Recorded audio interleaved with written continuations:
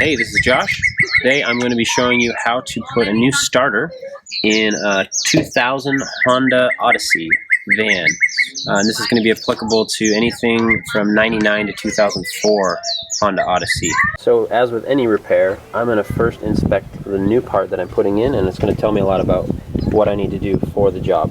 So for example, this starter, I'm seeing that I have 2 bolts that I have to take off. And it's also going to show me the location where my positive cable and my starter switch cable is going to go. So I kind of know what I'm looking for before I get started. The starter is located over here under your throttle body. So it looks like 2 cylinders. One of them is your solenoid, one of them is your actual starter motor. And hopefully I can sneak it around these radiator hoses so that I don't have to take those off and deal with spilling coolant everywhere. Any starter job that you do, you want to definitely remove your positive battery terminal. In this case I'm removing the battery, so it doesn't matter, but if I didn't have to, I would at least remove the positive cable, because that's a direct line to the starter. And so at any point, if I'm wrenching on the nuts that hold the positive cable, if I bump the body or an element of the engine, I'm going to short out the battery with my wrench and create sparks and all kinds of stuff. As I go, I'm going to check a couple things just to make sure that when the starter does go in, it's got all the necessary elements to make it work. So one of them is a good connection on your terminals, making sure that these wires are not loose, that they're not all broken off. This one's okay. It's nice and tight. Looks like someone changed this terminal recently. I'm also going to check this post, make sure it's not loose in the battery itself, because your battery can be good, but if your post is all loose, it's not going to make a good connection. But that's solid. Oh.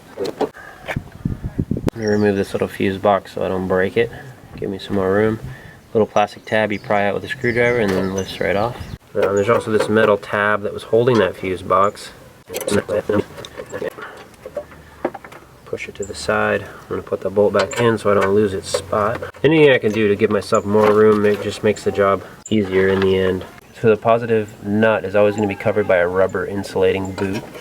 So you'll have to pull that away to reveal the actual nut. So a 12mm nut.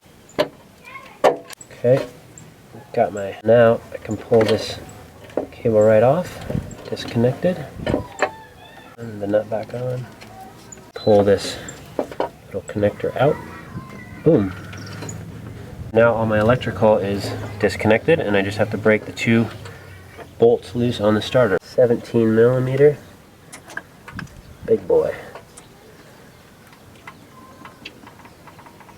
Before I pull that all the way out, I'm going to break loose the bottom one.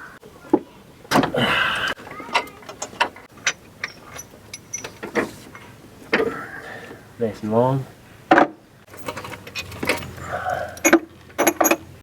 I'm going to sneak it up here. This again holds true to any job you're doing. You get the old one out, you compare it with the new one, make sure that it's going to fit so that you're not wasting your time. So I'm checking the bolt spacing, some general parts. Oh, it looks good.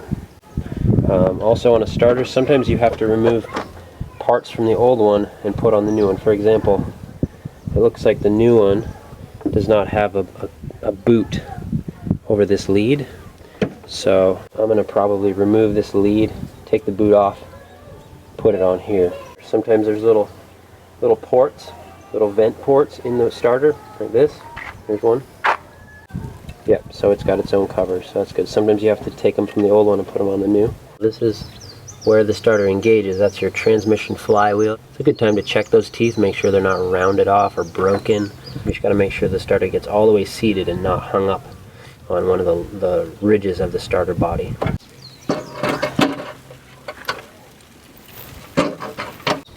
I'm making sure that it goes all the way flush like that. Do my top short bolt first. My second one in before I go too far. Double checking that the starter is still seated properly. And now I'm going to cinch it up.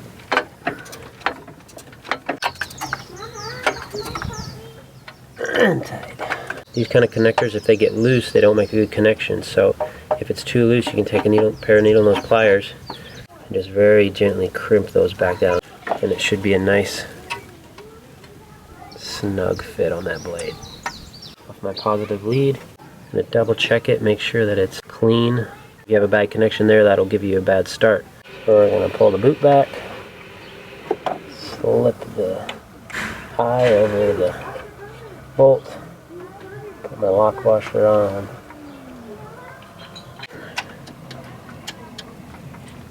Okay, the boot's kind of splitting. I don't want it to expose that lead, because that's right off the positive terminal of the battery, so I'm going to give it a little budget assistance. Zip tie. The next guy that does this starter is going to hate me, but the owner will thank me. All my connections are redone, so I'm going to put this little bracket back in for the fuses. This actually goes on this side, as I recall. Your negative cable is always going to very quickly go to a ground to the body of your car. So anything going to the body of your car, you're never going to put on your positive side.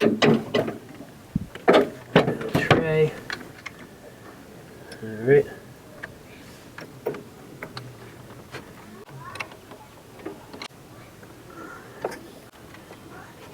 Okay, there you go, new starter in. Definitely something you can do on your own.